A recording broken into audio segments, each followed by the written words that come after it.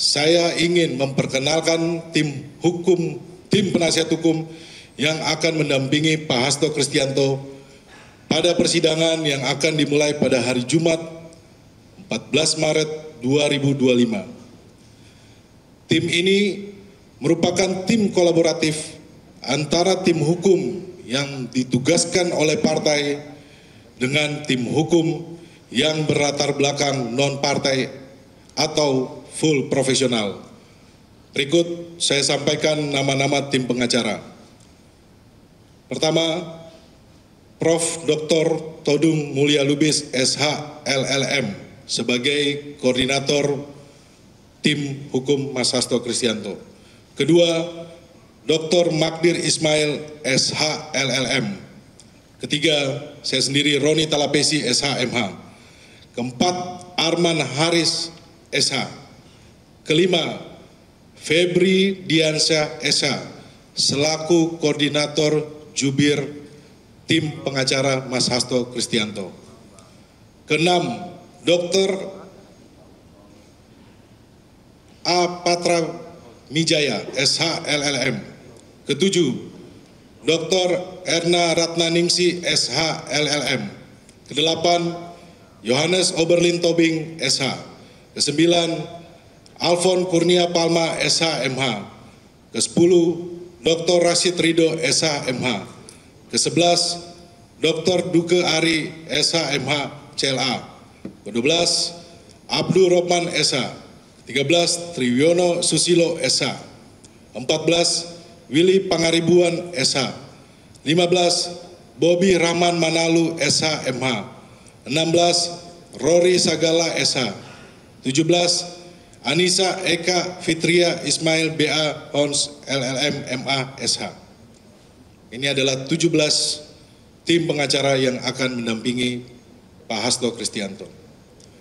Rekan-rekan sekalian, saya sebagai Ketua DPP PD Perjuangan Bidang Reformasi Sistem Hukum Nasional diberikan tugas untuk menyampaikan sikap resmi partai, yakni pertama, kami menegaskan bahwa partai memberikan dukungan penuh terhadap Sekjen PD Perjuangan Pak Hasto Kristianto untuk menghadapi proses hukum yang telah berjalan di KPK dan akan masuk dalam tahap persidangan pada Jumat 14 Maret 2025. Kedua, partai menempatkan proses hukum ini sebagai bagian dari perjuangan untuk menegakkan konstitusi dan demokrasi di Indonesia.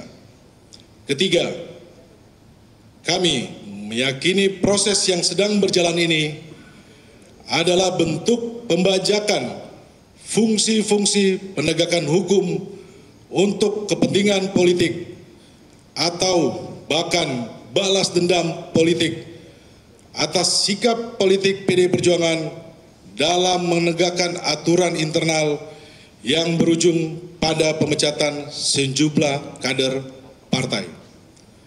Sikap dan pemahaman ini bukan tanpa dasar, karena kami menemukan pelanggaran mendasar terhadap prinsip-prinsip hak asasi manusia, adanya tahapan proses hukum yang dipaksakan, prinsip-prinsip keadilan, penyiasatan hukum acara, hingga pelanggaran-pelanggaran hukum lainnya yang dilakukan tanpa malu-malu oleh pihak-pihak yang berada di KPK saat ini. Bahkan kita belum lupa proses penetapan tersangka ini diwarnai pula oleh aksi-aksi demonstrasi kelompok masyarakat yang tidak dikenal, aksi-aksi pemasangan spanduk yang menyerang partai, serta rekayasa gugatan hukum yang memperdaya dan mengatasnamakan kader-kader partai kami untuk menggugat kepemimpinan partai. Lebih vulgar lagi, operasi politik terhadap PDI Perjuangan dan kriminalisasi terhadap Sekjen Hasto Kristianto sampai harus menggunakan lembaga survei untuk menggiring opini publik.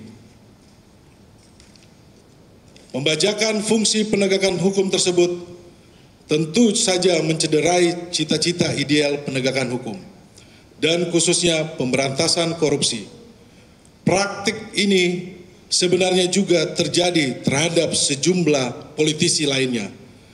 Dan oleh karena itu, kami memilih untuk melawan praktek-praktek buruk pembajakan institusi penegakan hukum ini.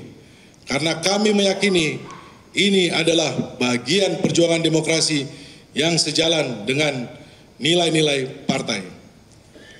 Rekan-rekan sekalian, sekali lagi kami meyakini Sekjen PDI Perjuangan Pak Hasto Kristianto saat ini adalah seorang tahanan politik yang dipaksa diam dan dijerumuskan menggunakan proses hukum yang telah dibajak oleh kepentingan pihak-pihak tertentu.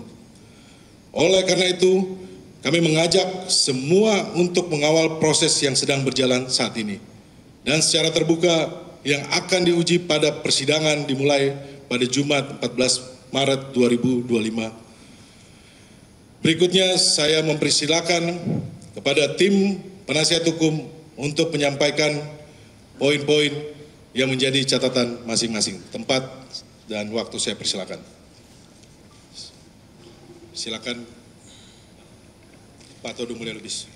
Saudara-saudara sekalian, karena saya ingin melihat KPK dalam perspektif penegakan hukum dan pemberantasan korupsi. Saya ini harus mengatakan bahwa walaupun saya bukan anggota DPR, bukan pejabat pemerintahan pada waktu itu, tapi saya ikut wacana mendorong dibentuknya KPK. Kenapa? Karena korupsi itu sudah begitu masif, begitu sistemik, begitu endemik. Indeks persepsi korupsi Indonesia itu selalu jelek. Sekarang tahun ini memang naik 3 angka, dari 34 menjadi 37. Tapi dalam tahun-tahun kita mendirikan KPK itu, indeks persepsi korupsi Indonesia itu termasuk yang paling jelek di Asia dan di dunia. Karena itu kita betul-betul mendorong dibentuknya KPK. Karena kita ingin memberantas korupsi yang kalau kita melihat by definition dari World Bank, itu dikatakan corruption is abuse of power